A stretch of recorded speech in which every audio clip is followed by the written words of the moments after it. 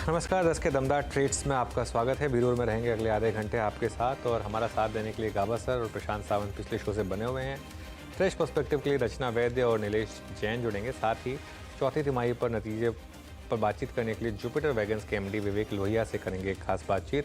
और big market voices में आज हमारे साथ जुड़ेंगे मेहरबून ईरानी। ये सब कुछ लाइंड अप है कुछ ही देर में आपके लिए शो में, लेकिन इससे पहले एक रुख मार्केट का। आज मार्केट के लिए थोड़ा रिलेटिवली बेटर दिन, हालांकि मार्केट अभी भी रेड में है। Nifty, bank Nifty, Sensex red में है, लेकिन रिलेटिवली बेटर दिन इसलिए क्योंकि आज गैप डाउन हुआ, बड़ा गैप डाउन हुआ, वहाँ से रिकवरी आई और आज मार्केट ब्रेथ अच्छी है। 2:1 की मार्केट ब्रेथ है आज और मिड कैप इंडेक्स आज ग्रीन में है। और आज काफ़ी स्टॉक्स है जहाँ पर मोमेंटम काफ़ी शानदार है, जैसे IGL, PFC, REC, महानगर गैस, सारे के सारे PSU banks, oil marketing companies, metal stocks, यहाँ पर मोमेंटम काफ़ी स्ट्रांग है। तो आज एटलीस्ट मार्केट में कुछ स्टॉक्स हैं जहाँ पर अच्छा मोमेंटम दिख रहा है। जो स्टॉक्स नीचे हैं उनमें वोल्टास और पिडिलाइट, हालांकि दोनों स्टॉक्स रिकवर हो गए हैं डेलो से, लेकिन अर्निंग्स रिएक्शन के बाद दोनों स्टॉक्स में आज सुबह थोड़ा प्रेशर था।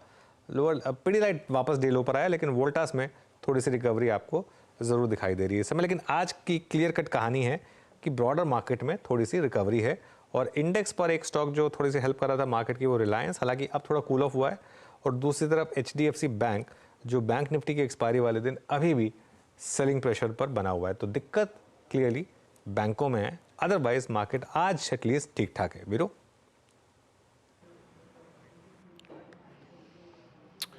बिल्कुल, ये छोटी सी समृद्धि बाजार की। अब एक काम करते हैं, यहाँ पे ट्रेड्स को पिक कर लेते हैं और चार मेहमान हमारे साथ हैं। प्रकाश का प्रशांत सावंत पिछले कार्यक्रम से यहाँ पर इस कार्यक्रम में मौजूद रहेंगे। रचना वैद्य और नीलेश जैन सेंट्रल ब्रोकिंग से इस कार्यक्रम में फ्रेश पर्सपेक्टिव लेकर जुड़ेंगे।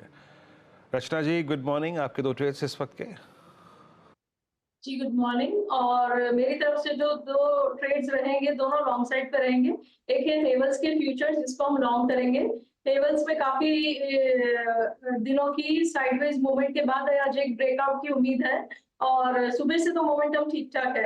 अगर ये काउंटर यहाँ से जरा सा 1700 का लेवल और क्रॉस करेगा तो मोमेंटम पिकअप करना चाहिए। तो यहाँ से 1682 पे हम एसएल लगाएंगे फ्यूचर्स पे, और ऊपर वाली साइड पे हमारा पहला टारगेट होगा 1715 और उसके बाद 1745। तो ये दोनों टारगेट के साथ हेवल्स को लॉन्ग करेंगे। और दूसरा जो हमारा काउंटर रहेगा that will be IRCTC। IRCTC भी एक अच्छी मूवमेंट देने की कोशिश में लगा हुआ है, 1009 पे है। अगर यहाँ पे हम 995 पे एसएल लगाए तो ऊपर वाली साइड पे ये काउंटर 1025 की तरफ और 30 की तरफ जाने के लिए रेडी लग रहा है।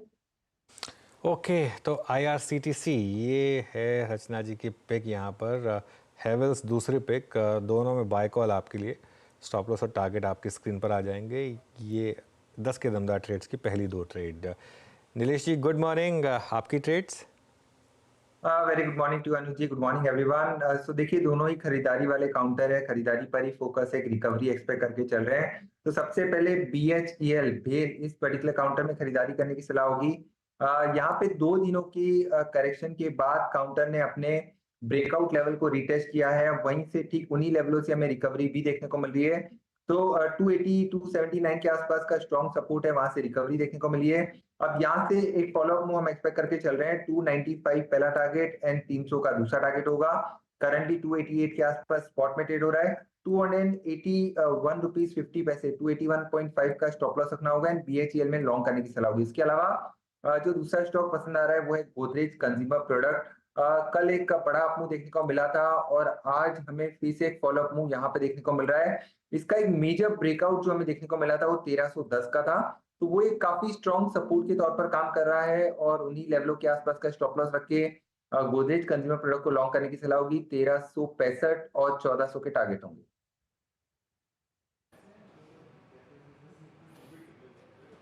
ओके, तो चार ट्रेड्स इस कार्यक्रम में हो चुके हैं, रचना जी के और नीलेश जी के।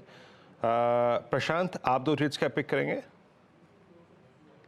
जी वीरू जी, दोनों ही ट्रेड्स लॉन्ग साइड पे होंगे और जो मेरा फर्स्ट पिक होगा वो होगा LIC हाउसिंग फाइनेंस। अच्छे सपोर्ट से बाउंस किया हुआ है और यहाँ पे 620 620 स्पॉट का स्टॉप लॉस लगा के 650 का टारगेट रखेंगे, 650 का। और नेक्स्ट पिक मेरा होगा HAL, जिसकी ऑप्शन मैंने कुछ देर पहले डिस्कस की थी। इसको स्पॉट में भी ट्रेड किया जा सकता है, स्टॉप लॉस रखेंगे 3700 3700। यहाँ से जो टारगेट मुझे लग रहा है वो 3875 से लेके 3900 तक होगा। ओवरऑल मुझे लग रहा है कि ये एक स्ट्रॉन्ग सपोर्ट पे बाउंस किया है, यहाँ से मोमेंटम पिकअप होने के चांसेस बहुत ज्यादा है। ओके, चलिए, तो ये इस समय हैल पर सस्ता ऑप्शन भी दिया था प्रशांत जी ने। अब चलते हैं गाबा सर के पास। गाबा सर बताइए आपकी ट्रेड इस समय की। वेल, दो ट्रेड है, दोनों लॉन्ग। फर्स्ट रहेगा हिंदुस्तान कॉपर। लगता है यहाँ से एक अपमूव मिलना चाहिए, बाउंस मिलना चाहिए। बार बढ़िया बना है, ट्रेड कर रहा है 374, स्टॉप होगा 366, टारगेट 385 टू 390, ये एक जोन होना चाहिए। आई थिंक 385 टारगेट एक रीजनेबल रहेगा हिंदुस्तान कॉपर। दूसरा स्टॉक जो पसंद है मुझे, वो मेरे पोर्टफोलियो में है, वो है यूनाइटेड स्पिरिट्स। सेटअप सही है, बार भी बढ़िया बना है, ट्रेड कर रहा है 1222। मेरे ख्याल से 1210 का कोई स्टॉप लगाकर चले तो 1250 पॉसिबल है यूनाइटेड स्पिरिट्स। यूनाइटेड स्पिरिट्स ये हो गई एक और पिक। एक आध और स्टॉक देख लेते हैं, उसके बाद मैनेजमेंट से बात करेंगे। एक बार आप चार्ट लेकर आइए गेल का। गेल इस समय करीब करीब 3% ऊपर। रचना जी, गेल, गुड मॉर्निंग के बाद गेल का चार्ट देखिए, कुछ यहाँ पर ट्रेड बन रहा है क्या? जी, जहाँ तक गेल की बात है तो यहाँ पे प्राइस मोमेंटम आज सुबह से तो पॉजिटिव है। फिलहाल एक रेजिस्टेंस के करीब है विच इज 199। तो 199 को अगर ये समझ लीजिए 200 के ऊपर अगर ये सक्सेसफुली निकलेगा तो फिर 2005-2010 की तरफ जाएगा, पर उसको 199 का ये रेजिस्टेंस जो है वो सक्सेसफुली निकालना चाहिए और 205 एंड 10 के टारगेट के लिए प्ले कर सकते हैं। 197 पे ऐसे लगाना चाहिए and it is looking good. Okay, चलिए अब एक काम करते हैं, मैनेजमेंट से बात करते हैं। रेलवे वैगन्स और पैसेंजर कोच बनाने वाली कंपनी जुपिटर वैगन्स, एक बार उसका स्टॉक लेकर आइए ज़रा। यहाँ पर चौथी तिमाही में काफ़ी शानदार नंबर्स एक्चुअली पेश किए हैं और कंपनी के मुनाफे में करीब करीब 165% और इनकम में 55% के करीब की बढ़ोतरी हुई है। नतीजे पर बात करेंगे और आगे की ग्रोथ स्ट्रेटजी पर बात करेंगे। हमारे साथ कंपनी के मैनेजिंग डायरेक्टर विवेक लोहिया जुड़ गए हैं। विवेक जी, गुड मॉर्निंग। बहुत बहुत शुक्रिया आज हमारे साथ बात करने के लिए। पहले तो FY25 के लिए आपके वॉल्यूम टारगेट क्या होंगे? FY24 के मैं देख रहा था रेलवे वैगन्स करीब करीब 8007 डिलीवर करे आपने। FY25 के लिए क्या टारगेट होंगे? Good morning. सो FY25 में हम अभी काफी कैपेसिटी ऑगमेंटेशन कर रहे हैं और उसके रिजल्ट्स आपको कंटिन्यूसली दिखाई दे रहे हैं और FY25 में उसका सब्सटैंशियल आपको इम्पैक्ट दिखाई देगा। तो करीब हम 800 वैगन के करीब हर महीने बना रहे हैं, 800 से 900 वैगन, और हमारा जो टारगेट है कि इसे हम 1000 वैगन के करीब ले जाएं और उसको भी bye before end of FY25 उस नंबर को भी हम सरपास करना चाहते हैं। उसके अलावा काफी हम जो हमारी जो ब्रेकिंग बिजनेस है जिसमें हमने काफी इन्वेस्टमेंट्स किया हुआ है उससे आपको काफी रिटर्न्स FY25 में आपको दिखना चालू होगा। अच्छा, एक बात बताइए आप विवेक जी, आप किस तरीके के वैगन्स बनाते हैं? नॉर्मल रेलवे वाले, मालगाड़ी वाले, या फिर मेट्रो के कोचेस, और मतलब किस तरीके का मिक्स होता है आपका? तो हमारा जो अभी फोकस जो मेनली है वो फ्रेट वैगन्स में है, that is our core area. इसके अलावा जो हम बाकी जो व्हील सेट्स जो अभी हम बना रहे हैं, अभी हमने रिसेंटली एक कंपनी एक्वायर किया था बोनाट्रांस इंडिया, और जो ब्रेक सिस्टम्स हम बना रहे हैं इसमें मेनली जो फोकस है ये पैसेंजर के तरफ है और एक्सपोर्ट्स के तरफ है। और आगे जाकर डेफिनेटली देयर आर प्लान्स कि हम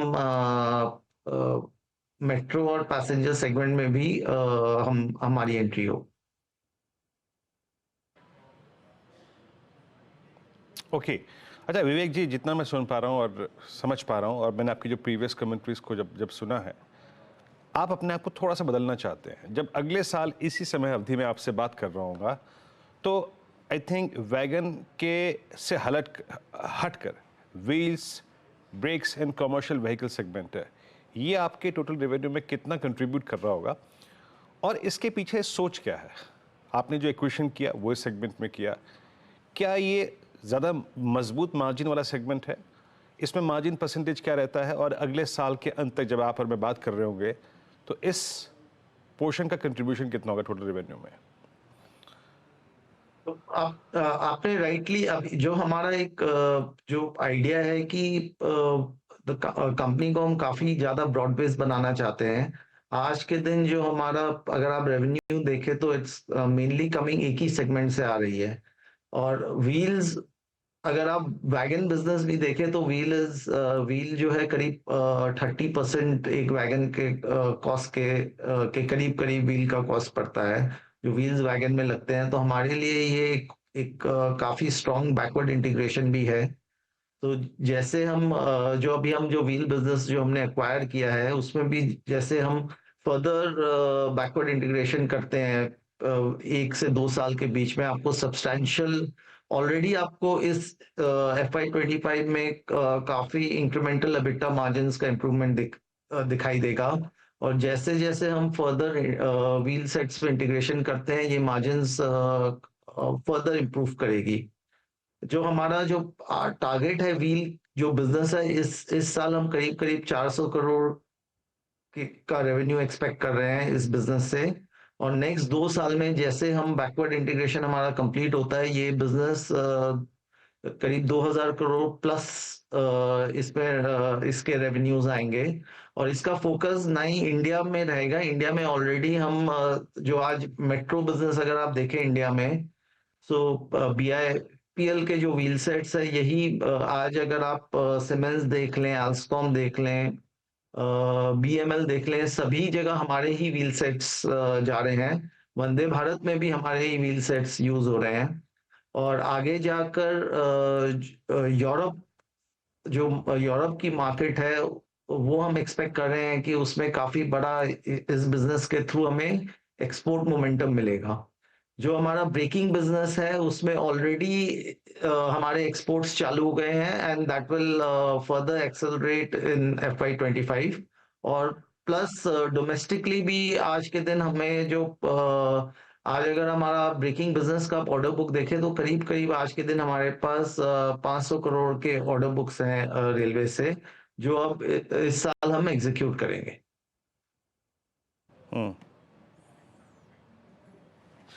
ओके अच्छा, कमर्शियल ईवी जो ईवीज हैं आपके वो कब तक ग्राउंड पे होंगे लोहिया साहब?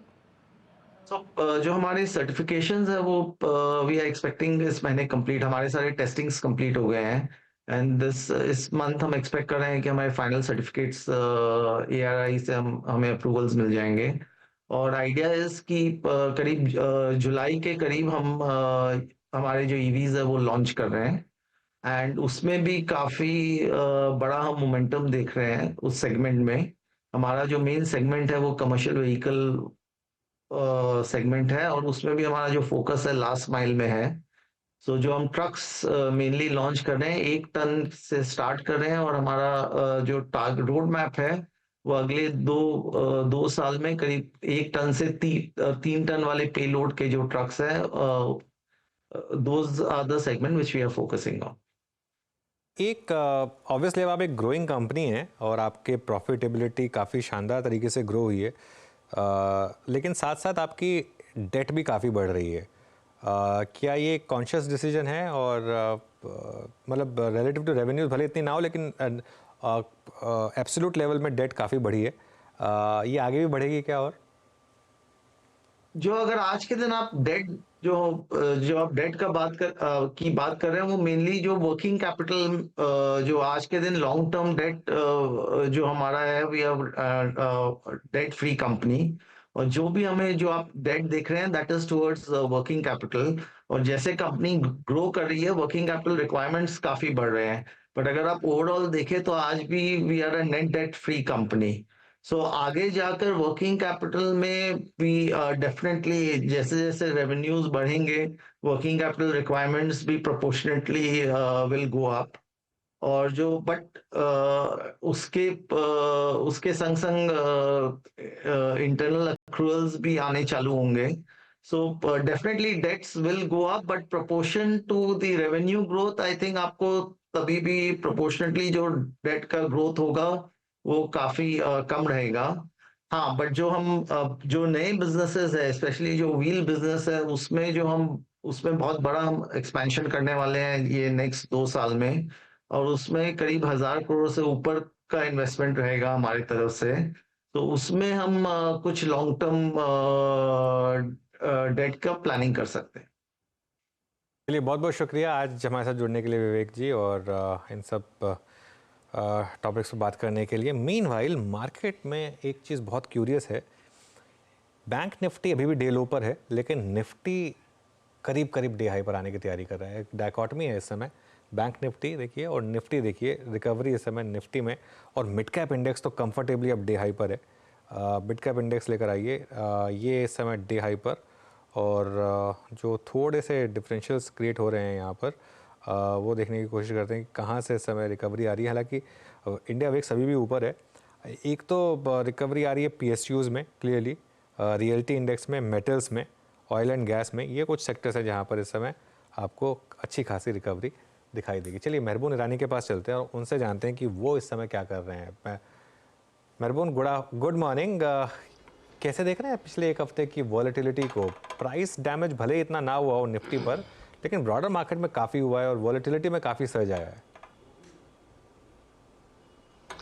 I think, Anuj, संक्षेप में, in brief, I will say it, but allow me to say it, कि पिछले अगर आप एक महीना देखो मार्केट का, I think world markets have been very supportive. एक महीने पहले we were talking of rate reductions नहीं होंगे यूएस में, मार्केट has absorbed that. आप नैस्डैक देखिए, S&P देखिए, किसने सोचा था कि S&P will go over 5,000 in such a smooth fashion, despite dollar index above 105, 10-year bond yield 4.5. तो ये सारे पॉजिटिव फैक्टर्स के बावजूद इंडियन मार्केट्स में थोड़ी सी थकान आ गई है। There is clear cut exhaustion, थोड़ी सी डर भी आ गई है, largely to do with election results, और Nifty is possibly not giving a true picture, क्योंकि निफ्टी को संभालने वाला बीच में थोड़ा HDFC बैंक आया था, अभी ITC आया है, FMCGs are come back to the fore. IT, despite not positive numbers, despite nothing great in the commentary, IT थोड़ा बाउंस दिखा रहा है. So all this is protecting the Nifty to a large extent. लेकिन जो pen हो रहा है वो ब्रॉडर मार्केट्स में हो रहा है. हमें अंडरस्टैंड करना चाहिए कि ब्रॉडर मार्केट्स में a large part of the money has gone from the new investors. आप न्यू इन्वेस्टर्स को, न्यू ब्रीड ऑफ इन्वेस्टर्स को, मैं उनको ट्रेडर्स कहता हूँ. दे हैव बॉट, जो भी दिखता है सामने, जो भी बढ़ता है मोमेंटम में, उन लोगों ने जाके खरीदा. तो अभी जो पेन हो रहा है, it's actually happening in the market which had gone up very sharply, जहां पे वैल्यूएशंस महंगे हो गए थे, पब्लिक छाप रही थी. अगर आप ध्यान से देखो, infrastructure stocks, capital good stocks, hotel stocks, tourism stocks are not coming down. So market somewhere is identifying, और जो पैसे जोर से लगे थे कि मुझे रोज पैसे कमाना है, I think that money is possibly now suffering a little bit because those stocks are coming down sharply. People have moved into defensives. अगर आप FMCG के मूवमेंट देख के आप कह सकते हो, तो lot of money is not gone out of the market, Anuj ji. I think FIS की सेलिंग हुई है, but people have gone and parked themselves into stocks जहाँ पे downside अभी limited है, upside आना ही आना है. And that money, I promise you, will come back into the market. Whatever numbers the ruling party gets, अगर ग्रोथ कंटिन्यू होता है, कॉर्पोरेट अर्निंग्स कंटिन्यू होता है, तो somewhere this money will again shuffle from the little bit of differences back into some sectors which are going to do well. So I would say that this is healthy for the market. जो हो रहा है, correction हो रहा है, healthy for the market. थोड़ा सा market जल्दी से बढ़ गया था. आई एम नॉट सेइंग वापस बढ़ेगा नहीं immediately, but if it corrects a little bit more, it is good. And I promise you that money will get deployed into some solid, large mid caps, जैसे Indigo हो, या MCX हो, या Angel One हो, stocks which people like, people know ये companies are doing well. यहाँ पे 10-15%, 20% अगर लुढ़क जाता है, I promise you, Fresh Bank is going to come and buy into it, despite whatever numbers the ruling party gets. So there is an opportunity coming our way. नया खरीदने के लिए घाई किया है. मैं 2-4% ऊपर में लूंगा या 10% नीचे में लूंगा, बट लेना तो है मुझे मार्केट में, because India story remains intact. So little caution, little correction. मेरे 25 साल के अनुभव से मैं कह रहा हूं I think this is definitely healthy for the markets. For the market. अच्छा, अब एक तो स्टॉक्स की बात करते हैं। कोटक महिंद्रा बैंक का, इस पर मेहरबान जी अब आपका क्या व्यू बन रहा है? क्या लीप ऑफ फेथ लेके बाय किया जाए या अभी कुछ टाइम के लिए अवॉइड करें? कुछ टाइम के लिए अवॉइड करें। I think whatever has happened, regulatory action बोलो, नोटिस बोलो, बैंक को भेजा था, I am quite sure the bank will take its steps. But Anuj ji, जो मार्केट में हम लोग है, I think the only thing going in favour of Kotak right now is कि पिछले 3 साल में स्टॉक ने कुछ नहीं किया था, in fact is come down. So from the price angle, it's a stock which has given multi-bagger returns to investors over the last many years. तो कहाँ पे टेम्पटेशन होता है कि मैं जाके खरीदूं? ये सेम टेम्पटेशन HDFC बैंक के बारे में भी होता था for the last 1 year. And I had again stated the same thing. If you are buying for the next 5-10 years, go and buy. But let's be very honest. I think how many people go and buy stocks for the next 5-10 years? Because money has got an opportunity cost. और ये opportunity cost अगर आप मुझे पूछो तो अगर आप ध्यान से देखो, I think it will be at a speak over the next 1 month because lot of opportunities will come your way. अगर मार्केट यहाँ से और 5 साल 10% लुढ़कता है तो फॉर वॉट एवर रीजन, नहीं भी लुढ़कता है तो individual stocks according to me there will be lot of opportunities coming there. कहीं पे आई थिंक एक्सेप्ट करना चाहिए कि market has gone up, stocks have gone up specially in quite a few sectors because of money flow. तो थोड़ा भी money flow ढीला होता है, the stocks correct by 5, 10, 15, 20% also. जो हुआ है पिछले 3-4 दिन में, Nifty didn't do anything. Side market fell, especially certain stocks in certain sectors. I think an opportunity is going to come. In the midst of that, are you going to go and use your money to buy into a Kotak right now or an HDFC Bank right now? So if you want to play safe, कि मुझे पैसा घुमाना नहीं है, मुझे 3 साल तक मैं पैसा देखूंगा नहीं, तो Kotak would not be a bad option. But according to me, money can be deployed in a better way if one is patient over the next 1 to 3 weeks.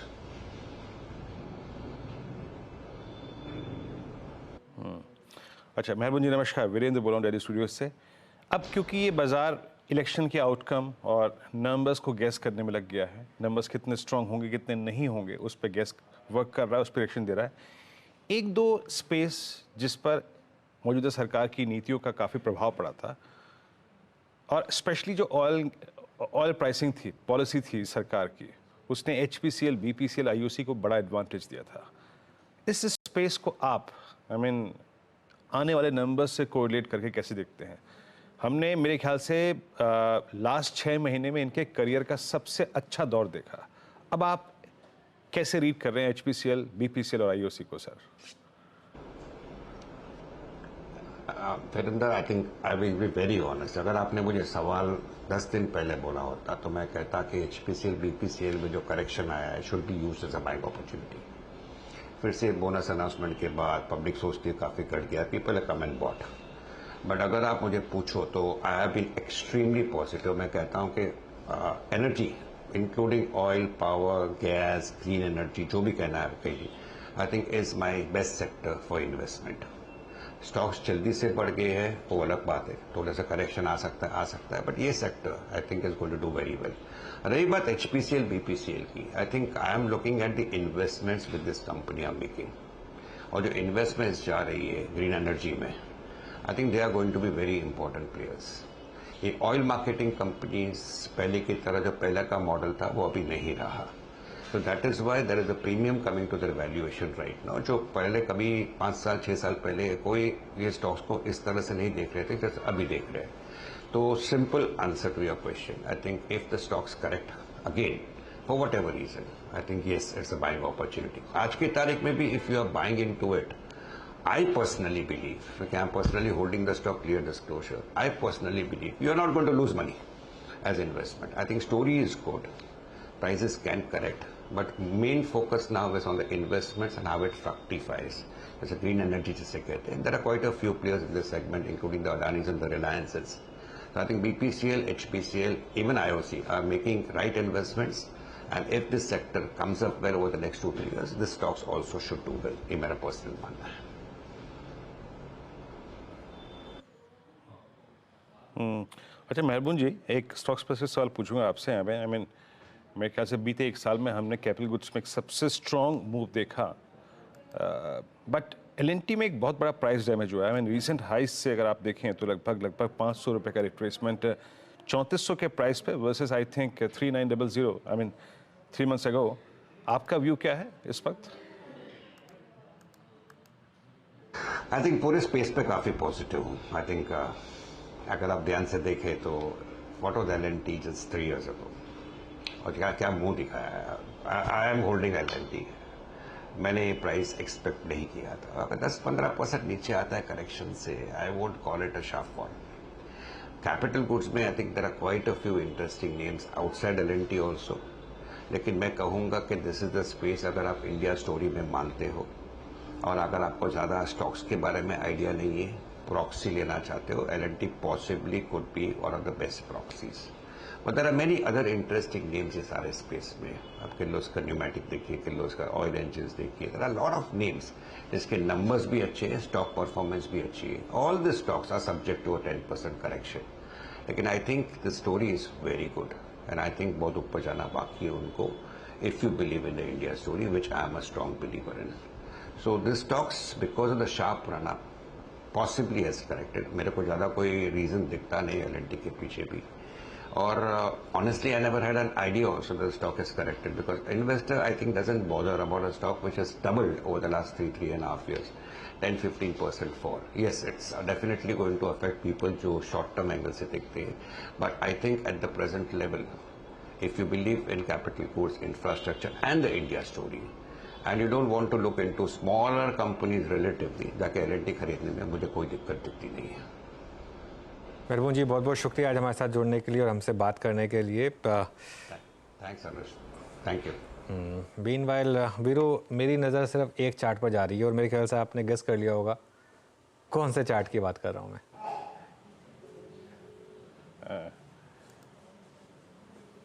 IGL? Sorry, नहीं, इंडेक्स। आज का trade off the day index IGL। अच्छा, Nifty बिल्कुल, Nifty और Nifty bank दोनों, Nifty और Nifty bank दोनों लड़खड़ाता हुआ क्या कोलैप्स आया मार्केट में एकदम से। और बैंक निफ्टी अब काफ़ी क्रूशल लेवल्स के नीचे ट्रेड कर रहा है, 47,917। मतलब जो ऑप्शन राइटर्स की रेंज थी उसके जस्ट नीचे जाने की तैयारी कर रहा है। 47,900 के नीचे प्रॉब्लम आ सकती है यहाँ पर। खैर देखते हैं, मिड कैप्स अभी भी आउट परफॉर्म कर रहे हैं रिलेटिवली, लेकिन एक क्लियरली एक लंबा दिन मार्केट में इस समय। देखते हैं सेकंड हाफ किस तरीके से पैन आउट होता है। नीरज जी आ गए ट्रेडर्स हॉटलाइन के लिए। Neeraj ji, good morning, over to you. क्या लग रहा है अभी तो ये? अच्छा, मिड कैप भी रेड में आ गया। टफ है मार्केट, लोग थोड़ा सा मतलब टफ है, confidence- प्रॉफिट बुकिंग कर रहे हैं लोग। आई थिंक थोड़ा सा डर है मार्केट में। अब वो वाजिब है या नहीं, ये तो टाइम बताएगा। ये तो 4 जून बताएगी हमको कि ये डर बाइंग अपॉर्चुनिटी था या फिर एक कुछ लोगों ने पहले कुछ सेंस कर लिया, लेकिन थोड़ा सा तो डर है मार्केट में क्लियरली।